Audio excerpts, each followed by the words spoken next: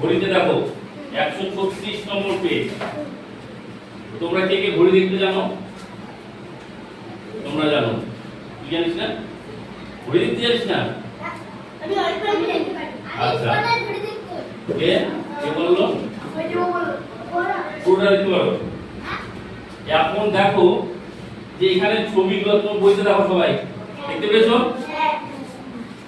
প্রথম ঘড়িটা আছে সকাল 6টা বাজে। 6টা যখন হয় 6 এর যে ইংরেজি 6 দেওয়া 6 লেখা আছে সেখানে ছোট কাঁটাটা থাকবে আর বড় কাঁটাটা হাতে থাকবে 12 ঘরে উপরে একদম, তার মানে 6টা বাজে।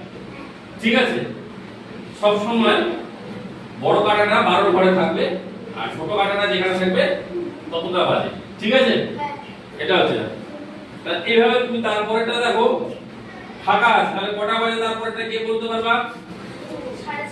হ্যাঁ, 6:30। Very good. তারপরেরটা 7টা। এইভাবে বইয়ের মধ্যে দেওয়া আছে, তোমরা অনেকে লিখে নিয়ে আসো। এটা বলো তো কটা বাজে? আমরা একটা ঘড়ি নিয়ে এসেছি দেখো। হ্যাঁ, 12:15। Very good. কে বললাম? এই এবারে তোমাকে বললাম যে দেখো 12টা 12:30 হলে তোমার কোথায় থাকবে? বড় কাঁটাটা কোন জায়গায় থাকবে? নিচে একবারে। ঠিক আছে, যদি 1:45 মানে 12:45, তাহলে কোথায় থাকবে কাঁটাটা? 9 ঘরে। ঠিক আছে, জাস্ট কেমন হবে বলছি, এটা হোক। ঠিক আছে কি? ঠিক আছে এবার? ঠিক আছে। আর যদি বলে 1টা বাজে তখন কোথায় হবে? এখানে হবে কি? 1টার সময় এখানে হবে? হ্যাঁ, না, কোথায় হবে তাহলে? এখানে হবে।